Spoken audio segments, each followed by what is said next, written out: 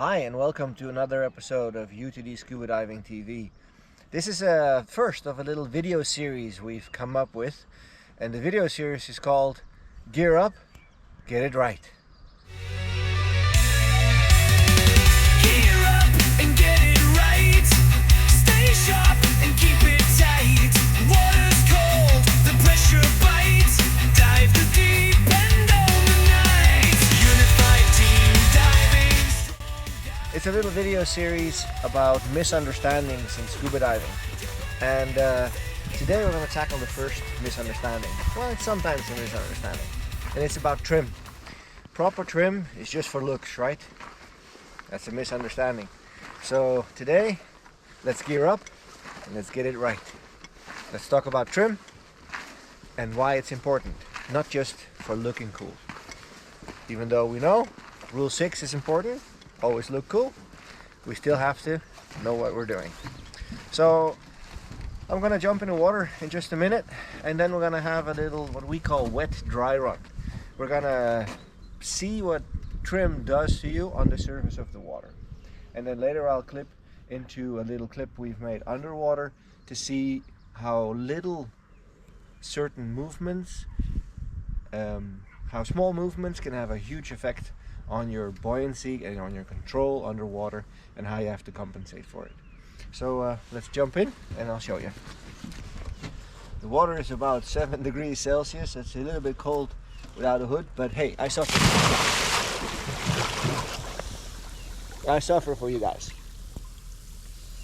Alright, so if you want to try this at home, I encourage you to do it. Jump in the water without your equipment on. No fins, no equipment, no weight belts, no nothing. Just your suit. And the suit has the air in it. It has in it just as normal. And see, the valve is completely open. So my legs are squeezed. My torso is semi-squeezed. But my shoulders are relaxed because they're above the water. Now, staying up like this, I also have to put a little force in for my legs not to pop up, right? Many dry suit divers, they fear the dreaded leg up phenomenon. But what we say is we need air in our feet to enable to stay in trim and balanced. The trick lies in how you affect your core and how you put your chest out. Now, to stay in trim, many people have been taught to arch your back. But in fact, arching your back is not the only solution. Arching your back, or an arched back, is a result of when you do it correctly. Rather think of keeping your butt cheeks together, tighten up those glutes, and put your chest out while keeping your head up. And now you'll see, if I just do that, my legs automatically will go backwards. You probably can't see through the surface, but let me tell you, they're happening already now. If I put my chest out as well, all of a sudden, that's not farting, that's just air from my suit. Now I get in trim. And now it's all about finding a balance here and relaxing your shoulders, relaxing your hips to a certain extent that you just keep a little bit of tension in those butts and relax your lower back. Because if you just focus on arching your lower back, I can drop my knees and arch my lower back, and I get out of the water completely destroyed and I can't walk for 3 days. Maybe an exaggeration, but you get my point. So chest out, butts together, and relax your shoulders. Then you're staying calm. Now you can probably see there's a little bit of air up here at my shoulders, and that's where we want it.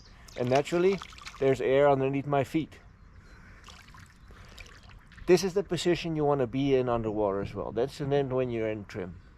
Your chest is out, you can clearly see the head of you and the team, and your knees are up and away from the bottom. If you do any fin kicks, you're not going to disturb the bottom. Perfect. Now watch what happens if I just drop my knees just a little bit. Maybe you can actually see the air bubble on the lower part of my back moving.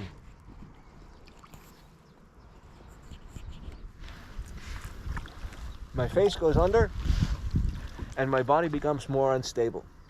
It's because I'm moving the air bubble. Just by dropping my knees about 20 centimeters, 10 inches.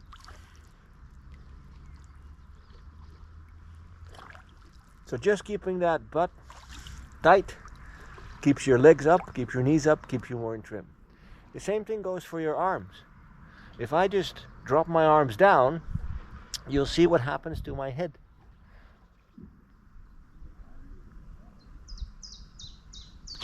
I'm underwater. Just a slight bit, and I can feel very heavy here in the front. Underwater, with equipment, this will result in me tilting forward, as you will see in the underwater footage. So, if I combine the two, it becomes almost impossible to stay still. Because if I drop my knees and my arms, I become very unstable, and it's very uneasy. Couple that with a big heavy tank on your back, and you'll be flipping upside down like a turtle on its shell, and that's not what we want. So Here's another example. By just looking forward, you stay calm. As soon as you move your head down, your body will react. Looking down, give it a couple of seconds, and you'll see slowly you'll tilt forward.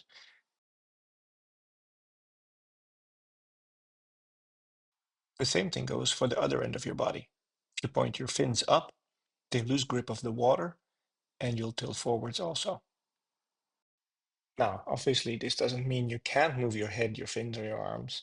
I just hope that this video helps you realize that you have to counteract for those movements.